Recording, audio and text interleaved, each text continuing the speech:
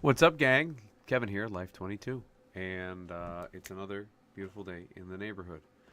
I fixed the lighting in my shop, and it's a little bright.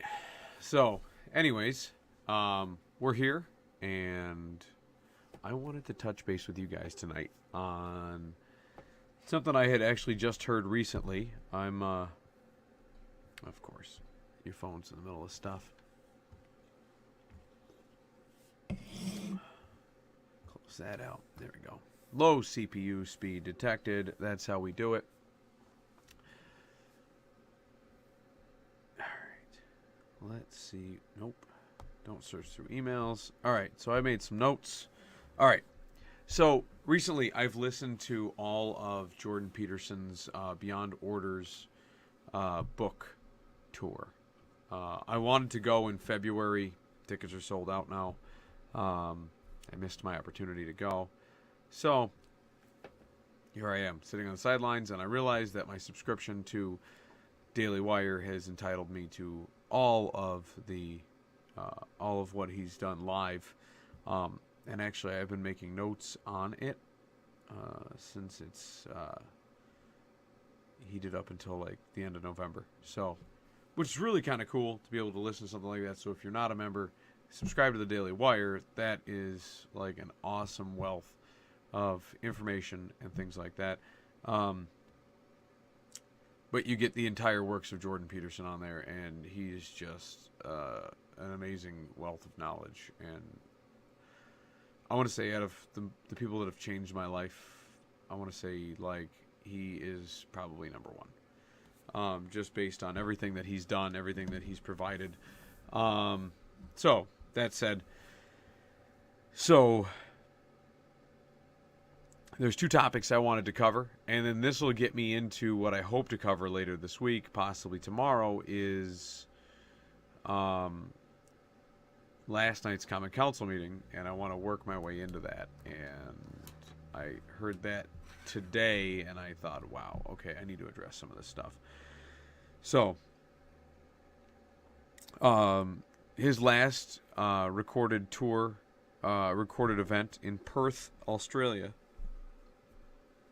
opened you up to this one, right? And I figured this would be a great intro to Flagship Freedom, because it is like the one show that I have on the channel that is like kind of like rooted in what fundamentally is like the United States. It's fundamentally in freedom itself at its core, regardless of the country, regardless of the people. It is the flagship that prevails for freedom, and that's really what I like to make this show about. And so on November 29th, in the Beyond Order tour, he discusses in Perth. So there's two different parts here, and the second one is, I feel, more important to what the topic is for today's episode. But he really goes into it in this first question that's posed to him is like, because it's not really a question posed to him. This first part was actually him describing one of the rules of order that he in Beyond Order, which is like become good at least one thing, and then focus your efforts on being the best at that one thing. And here's a direct quote from him, because he said there is infinite depth everywhere. And so you can concentrate on doing one thing as well as you can, and what that will do is literally make you a better person, and it will at the same time make the world a better place. And I don't think there is any limit to the degree to which that is true. For those of you who have access to it, that is 1 hour and 10 minutes and 29 seconds into his lecture on the recording. But what I find really interesting about that is I've found that is so true in my own life. Like I've become a jack of all trades and a master of none, but for everything that I've strived to be the best at in my life, those like the things that those fields that I've gained knowledge in, I'm able to help everyone else around me because of those fields, and me striving to become better in each and every one of those fields has exponentially made my life better and has made the lives of those that my life touches better. And so there's something to be said about that, and there's something to be greatly derived from his quote here. And I think that's fundamentally where the American dream comes from, right? Like you can put your shovel in the ground, you can hang up your shingle, you can do what it means to you to start your own business, become successful, as well as making America great. And that's what makes America great.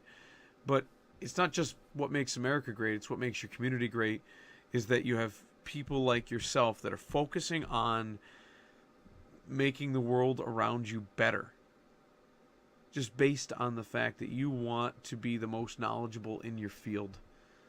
You want to take that knowledge and give forth to your community, make the world a better place. So I'm an HVAC guy. So every day that I learn and I strive to be better at HVAC, I'm able to more quickly, more efficiently train others to do the same thing to help our community, to quickly solve people's problems before they exacerbate into bigger problems. And it just full circle, man. It's hard to comprehend. But like, you know it when you see it, right? And so when you see that, like, what you've done is just helping everybody else, and you can see it in what you do each day, and in return, because we're in a capitalistic society, which is the best kind of society, you see that same return both helps your community, helps your billfold. Your billfold helps you survive as a human being, which means you're able to put more money into your house, to nicer things in your own life, which then bleed back into that same economy that's also funding the next guy who's putting forth, you're a really good mechanic. And this is funny because this actually just happened to my mechanic. He's a really good mechanic, and I take my cars to him, and then he turns to me by both taking money from me for his services rendered on my vehicles that help me do my job. But then when he has a problem in his house, he can turn to me, and I help him with his HVAC problems, his plumbing problems, his electrical problems, whatever it happens to be. And it comes full circle. And that money gets dumped into my pocket, which then goes to pay, him back for vehicle repairs, and goes to pay my mortgage and the guys that I have to hire to repair my house, because I'm only one man and I can't do all the things that need done in a house, right? I mean, I might know how, I just don't have time, because my time is better spent at the things that I'm better at, the more technical stuff, helping other people, so that I can then give somebody else a living by hiring them to fix stuff at my house or my rental or on my vehicle, on the missus' vehicle. So it's one of those things. It's just a really deep concept, and I think that in and of itself deserves its own show. Just talking about that rule that he describes in his book. And if you haven't heard of Jordan Peterson, I really highly recommend him. He is one of the most phenomenal human beings on this planet. And, I mean, he's given a bad rap because, obviously, he's not woke, and he kind of punches holes in the woke ideology, and it is what it is. But then he gets to this next part, because he's asked what you can do to protect your kids from wokeness in our society. How you can protect your kids from the woke ideologues of our school districts, because they've infiltrated the school districts. And what do you do about that? How do you protect your children from that mentality when maybe you have different values than that, and like you send your kids to school every day? And he goes, and it's depressing that in America especially, and he's talking to the Australians in this, but he's like, he even mentions, he goes, in America it's ridiculous because he's from Canada, so he's like, even in America, the home of the free, they are giving up faith in their political fields, where they have pretty much, the political system has absorbed the public school systems, and people have lost faith in it. And obviously homeschooling, there's nothing wrong with homeschooling. It's just that, like, when you have something that was somewhat working very well and could have had great potential, and for people to abandon it because it's been taken over by radicals, it's disheartening.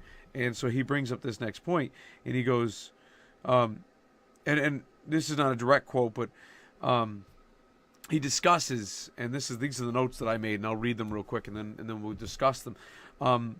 You've abdicated your responsibility, and petty tyrants have vacuumed it up and turned it into power.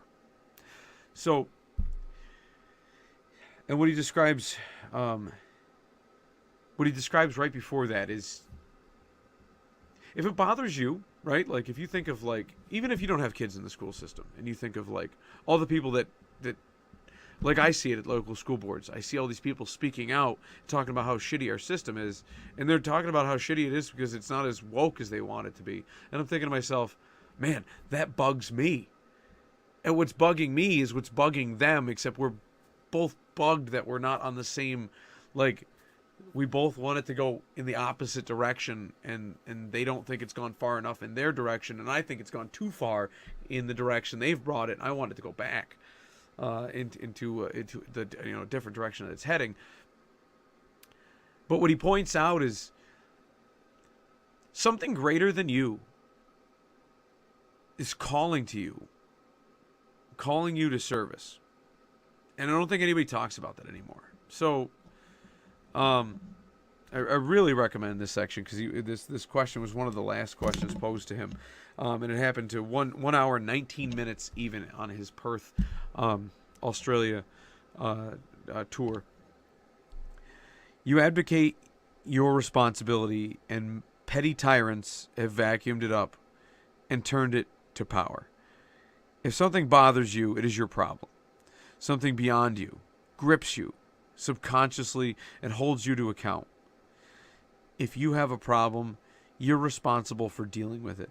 If you don't take up the responsibility of dealing with it, of dealing with the problem, you are the one who must face the consequences, right? So if something bothers you, and if it's bothering you, that means it's your problem, right? That's it. Like, it's cut and dry, and it makes so much sense. If it's bothering you, it's your problem. If you have a problem with the school district, if you don't like the way they're running things, even if you don't have kids in the school, if you don't like that, something is calling to you to do something. Because otherwise, you wouldn't be bothered by it. It would not bother you in the slightest. And you've seen people like that. Things that bother you don't bother the guy next to you. Maybe it's one of your best friends, and they're not bothered by the same shit you're bothered by. But this bothers the hell out of you, and you can't figure it out. Now, that's the part I can't explain. That's the part he can't explain. Something beyond you is gripping you subconsciously and making you face that problem. And you have to do it. You have to address it.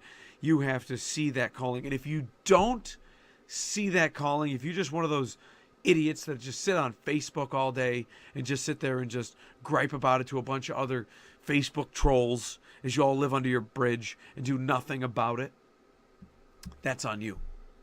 That's on you, because that shit's not doing anything. You want to change the school district, if that happens to be your issue? If you want to change whatever, you have to. You have to get up and follow that calling, that grip, that thing that's got a grip on you. You have to submit to it and find what you can do to make a change. And you think griping on Facebook is a change? No. That's what people's like aunts and grandmas do and stuff, that they get hooked on Facebook, and they sit on those those Facebook groups and they gripe about problems that they're having. You get involved. You run for local office. And he even points that out. He says, young people are the most duped into following that, right? They have nothing to lose. They're young. They're like, they don't think they have anything to lose, right? That's why youth are more risk takers than adults, than people that are they're senior. They follow that calling, and them following that calling leads them down a path, and they're kind of duped into feeling that they have to, protest and speak up and blah blah blah. You know what? The problem is that, like, that's great when you're young. Make some noise, right? Like, yeah, get a feel for things. But for the most part, the system has evolved beyond just making a protest. If you truly want to enact change for something that bugs you, you need to take up the arms of running for political office, or helping somebody else run for political office, running a campaign, doing the door knocking, being boots on the ground, being a soldier in the army for the thing that calls you. So maybe you're not up for the task of running for local office. Maybe there's not a position for you. It doesn't mean you can't try. Yeah, protests, they happen here and there. People sweep them under the rug. Sometimes they have effects, sometimes they don't. The effect is minuscule at best. But the thing you can do, and a lot of people don't see this, is the fact that political office has greater weight. It's almost like that Tom Hagen speech, right? I'd trade 1,000 guys with machine guns for one guy in a suit. Because the pen is mightier than the sword, right? And our political system has kind of shown that. Yeah, you can rabble rouse, you can throw protests and blah blah blah. They're all political stunts. That's all they are. They're stunts. And guess what? Stunts are they're like bottle rockets. They go off real quick. They don't have any meaning. They have meaning like my morning cup of coffee. It's my nice warm brown hug, and I get one every morning or two. But I can't tell the difference from yesterday's to today's. It's one after another.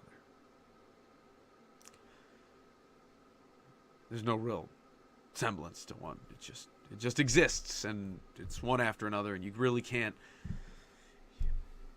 It doesn't mean anything. That's the protest, and in your youth, you're gung ho to run up and burn your panties in public and set a flag on fire in public and go protest at your local school board or common council meeting because you think that's what it's called upon for you to do, and make some noise. But what you learn when you become an adult is that making noise happens sometimes behind the scenes. Sometimes it's going door to door and explaining to people your cause and talking to people and talking to the people on the street, whether you're running for political office or not. You just helping somebody out with their campaign. You get to know your neighbors. You get to know how they think, which is fine because maybe they think just like you and you thought you were alone. And that's all we're trying to do in this world, right? We're trying to feel like we're not alone. And you'd be surprised how many people think just like you do. But you're too busy, caught up, in all the other bullshit that they convince you that you should get caught up in this world. Except for the things that call you. Maybe you want to save stray cats or stray dogs. Maybe you want to take in foster kids that are in broken homes. Maybe you want to run for district attorney because you don't think that sexual predators are prosecuted the way they should be. Maybe you should run for judge. Maybe you think that there's too many villainous acts and atrocities being let go in our school districts, so you want to run for school board. Maybe you don't like the way that your common council is running your show, so you run for local common council. Maybe you really want to take the bull by the horns. You want to run for mayor. But it's that calling. It's that sense of duty, because your freedom is worth nothing without your sense of duty. You have a sense of duty to your community. So by you not following that calling, you're abdicating. You're just giving away the responsibility. And since your freedom is nothing without your responsibility and your duty, you're essentially giving it to other people. And that's why it's not hard for radicals to gobble it up and take your freedom. Because your freedom is nothing without your responsibility. And if you give your responsibility away, you've given your freedoms away. Just grow a backbone. Grow a spine. I don't know what it is that you thought was more important. Follow your calling. If something bothers you, it's your fucking problem. I hope that sinks in. Because this hit me like a ton of bricks when I listened to this. I thought it was phenomenal when I heard these words. I was like, wow. I could talk for weeks on this subject because there was nothing more. It seemed like there was nothing more that had already spoken to me that I thought was like common sense, but it hadn't been put into words. It's like, wow, it just, like when you're finally able to see the Matrix and it's not just ones and zeros. It just makes sense. It's images, it's pictures, it's the world around you. Like, holy shit. So if you feel that calling, you need to step up. Step up. Give back to your community. Do what you think is right. Because if you don't, someone else will. And it might not be the person that you want. It might not be somebody you're allied with. It might not be somebody who sees the world the way you do. And they gobble up your responsibility, your calling, and they take your freedoms. So chew on that for a minute. And we'll see you tomorrow on Life22. You guys have a great night.